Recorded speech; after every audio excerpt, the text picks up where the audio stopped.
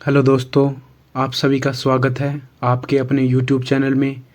और आज से हम आपको विभिन्न प्रतियोगी परीक्षा में पूछे गए जो प्रश्न हैं उसकी सीरीज स्टार्ट कर रहे हैं हिंदी की। तो इसमें आपको 3000 से अधिक प्रश्नों का संग्रह मिलेगा। और हिंदी तो आप सभी ने पढ़ रखी है और आप सभी को अच्छी आती होगी, इसलिए हम आपको रिवीजन के तौर पर इसे सीरीज को स्टार्ट कर रहे हैं, जिसमें आपको व्याख्या भी बताई जाएगी। और विभिन्न प्रतियोगी परीक्षाओं में हिंदी के कई टॉपिक पूछे जाते हैं, कई नहीं भी पूछे जाते हैं। जैसे हिंदी में लगभग 35 के लगभग टॉपिक हैं, जिनमें से रीट में जिसने भाषा फर्स्ट में हिंदी या भाषा सेकंड में हिंदी ले रखी है तो कुछ टॉपिक अलग हैं, कुछ नहीं है। जैसे पीटीटी में हिंदी में लगभग मैंने प्रीवियस ईयर का क्वेश्चन पेपर देखा, उसमें 30 टॉपिक के लगभग थे। तो हम आपको टॉपिक भी बताएंगे आज। तो चलिए वीडियो शुरू करते हैं। हिंदी में जो टॉपिक पूछे जाते हैं विभिन्न प्रतियोगी परीक्षाओं में, नीचे आपको ये सारणी दी जा रही है, जिसमें आपको वर्ण विचार, शब्द विचार, संज्ञा, सर्वनाम, विशेषण, क्रिया, लिंग, वचन, कारक, काल, वाच्य, अवयव, संधि, समास, उपसर्ग, प्रत्यय, वाक्य, पद व्यवस्था, विराम चिन्ह, वर्ती, शब्दकोश, विलोम शब्द, शब्द युगम, पर्यायवाची, अनेकार्थी, वाक्यों के लिए शुद्धवर्तनी, वाक्य शुद्धि, मुहावरे, लोकोक्तियाँ, परिभाषक, शब्दावली, अलंकार, छंद, गुण, रस, शब्द शक्ति। ये लगभग 35 टॉपिक हैं हिंदी में। इन सभी के आपको प्रीवियस ईयर क्वेश्चन कराए जाएंगे, उनकी प्रैक्टिस करवाई जाएगी। इसके बाद में आपको इन सभी के मिक्स प्रीवियस ईयर क्वेश्चन करवाए जाएंगे। और आपको इसकी यदि PDF चाहिए तो आपको बस एक काम करना है, इस वीडियो को 50 लाइक कर दीजिए और आपको इस वीडियो के नीचे डिस्क्रिप्शन में टेलीग्राम की सीधी लिंक मिल जाएगी। आप उस पर क्लिक करके सीधा PDF ले सकते हैं, आप इससे रिवीजन कर सकते हैं।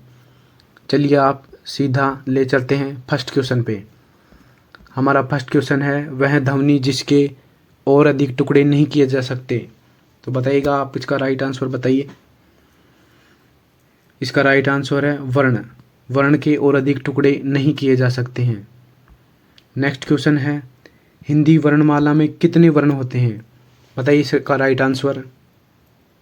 इसका राइट आंसर है, हिंदी वर्णमाला में 44 वर्ण होते हैं, 11 तो स्वर होते हैं, 33 व्यंजन होते हैं। ऐसे लेकर औ तक स्वर और कैसे लेकर है तक व्यंजन। इन सभी प्रश्नों की व्याख्या आपको इस प्रश्न के सीधे नीचे मिल जाएगी। ये देखिए, स्वर की संख्या 11, व्यंजन 33। तो आपको यदि PDF चाहिए तो आप 50 लाइक करवा दीजिए और सीधा डिस्क्रिप्शन में लिंक मिल जाएगा, आप इसका PDF का वहाँ से डाउनलोड कर सकते हैं, रिवीजन कर सकते हैं। नेक्स्ट क्वेश्चन, हिंदी वर्णमाला में कुल वर्णों की संख्या बताइए। पिछला क्वेश्चन था कि हिंदी वर्णमाला में वर्णों की संख्या कितनी है। ये क्वेश्चन है हिंदी वर्णमाला में कुल वर्णों की संख्या। हिंदी वर्णमाला में कुल वर्णों की संख्या 52 होती है। 44 वर्ण आपको ऊपर बता दिए गए हैं। इसके अलावा 2 अयोगवाह होते हैं, जैसे अनुस्वार और विसर्ग। अनुस्वार और विसर्ग और संयुक्त व्यंजन। और इसके अलावा द्विगुण व्यंजन होते हैं। तो आपको व्याख्या नीचे दे दी गई है। कुल वर्ण 52 होते हैं, जिनमें 11 स्वर, 2 अनुस्वार, विसर्ग, संयुक्त व्यंजन अलग से हैं और द्विगुण व्यंजन 2 हैं। नेक्स्ट क्वेश्चन, स्पर्शी व्यंजनों की संख्या कितनी होती है। बताइएगा इसका राइट आंसर। इसका राइट आंसर है, स्पर्शी व्यंजनों की संख्या 25 होती है। कैसे लेके मैं तक स्पर्शी व्यंजनों की संख्या 25 होती है। चलिएगा नेक्स्ट क्वेश्चन, स्पर्शी व्यंजनों को कितने भागों में बांटा गया है। यह क्वेश्चन कैट 2014 में पूछा गया है। तो स्पर्शी व्यंजनों की भाग, इसके कुल 5 भाग हैं, जिसमें कै वर्ग, चै वर्ग, टै वर्ग, तै वर्ग और पै वर्ग। इसमें 5 भाग हैं। चलिएगा नेक्स्ट क्वेश्चन, व्याख्या आपको नीचे दे दी गई है। नेक्स्ट क्वेश्चन है, स्वरों की कुल संख्या है। ऊपर आपको इस क्वेश्चन का आंसर बता दिया गया है, बताइएगा कमेंट में जल्दी से। इसका आंसर राइट आंसर है 11। नेक्स्ट क्वेश्चन, जिन वर्णों का उच्चारण करते समय अन्य ध्वनि की सहायता नहीं लेनी पड़ती, अर्थात वे स्वतंत्र होते हैं। बताइए इसका राइट आंसर। इसका राइट आंसर है स्वर। यदि हमसे कोई गलती हो जाती है तो आप उसका कमेंट में बता सकते हैं, हम उसको नेक्स्ट वीडियो में सुधारने का और भी प्रयास करेंगे। नेक्स्ट क्वेश्चन, जो वर्ण स्वरों की सहायता से बोले जाते हैं, तो बताइए इसका राइट आंसर। इसका राइट आंसर है व्यंजन स्वरों की सहायता से ही बोले जाते हैं। नेक्स्ट क्वेश्चन, जो न तो स्वर हो न ही व्यंजन हो, उन्हें क्या कहते हैं? उन्हें अयोगवाह कहते हैं। अयोगवाह दो होते हैं, अनुस्वार और विसर्ग। नेक्स्ट क्वेश्चन, अयोगवाह कितने प्रकार के होते हैं? यह क्वेश्चन HTT 2013 में पूछा गया है।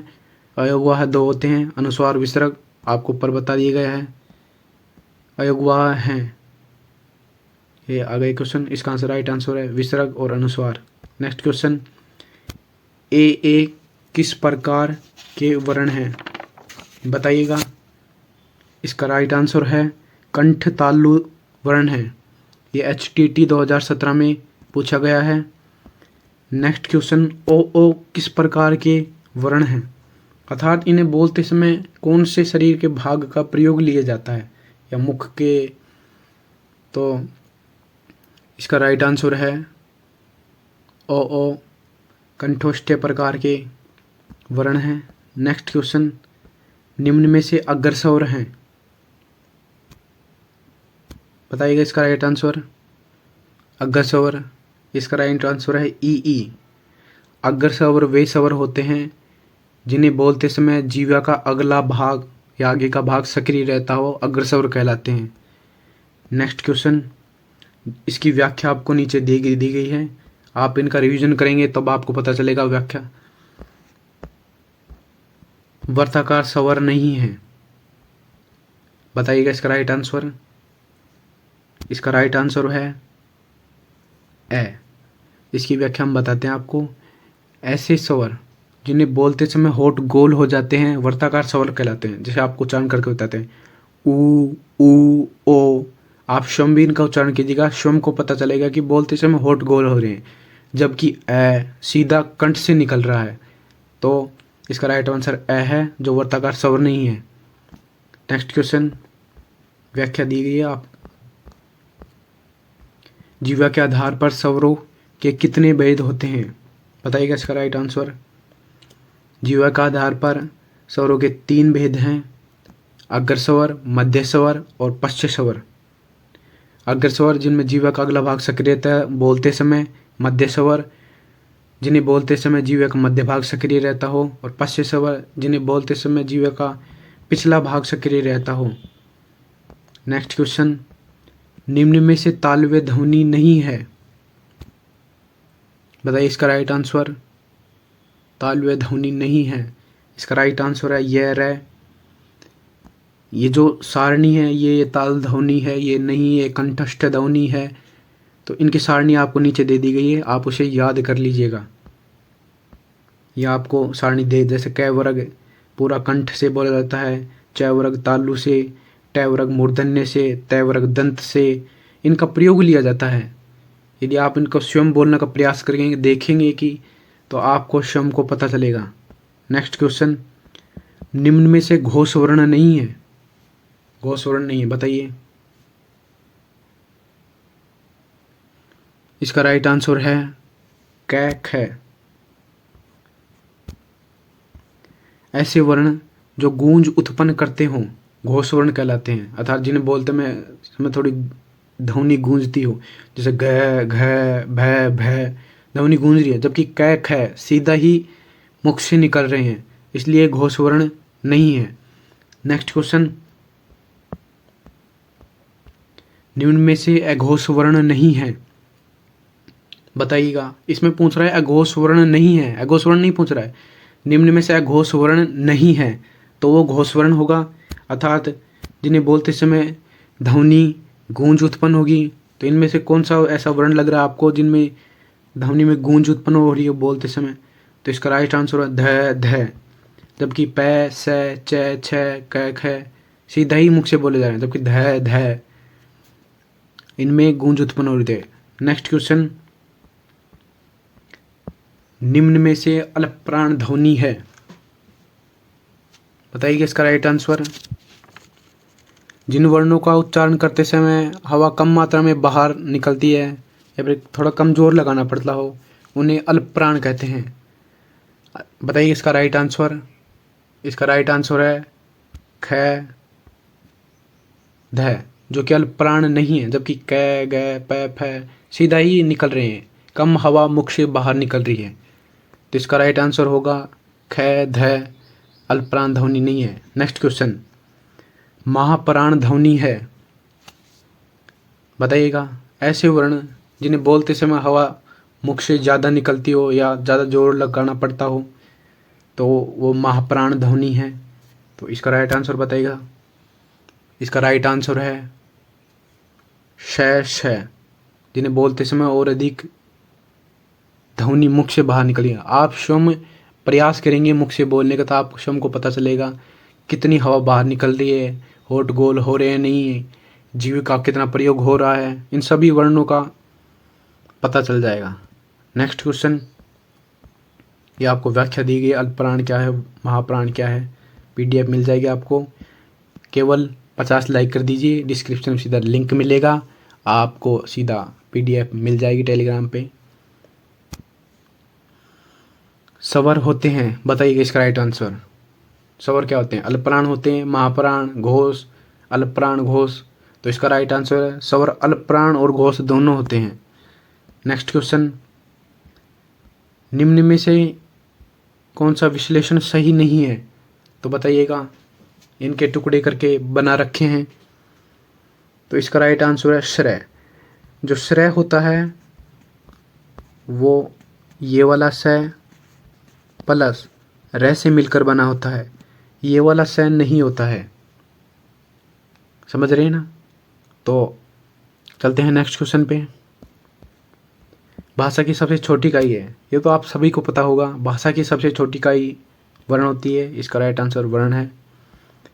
नेक्स्ट क्वेश्चन, अनुसार और विसर्ग है। ये क्वेश्चन बहुत बार आ चुका है, प्रतियोगी परीक्षा में भी बहुत बार पूछा जा चुका है, तो इसलिए सबसे ज़्यादा यह पूछा जा रहा है। इसका राइट आंसर है अयोग्यवा है।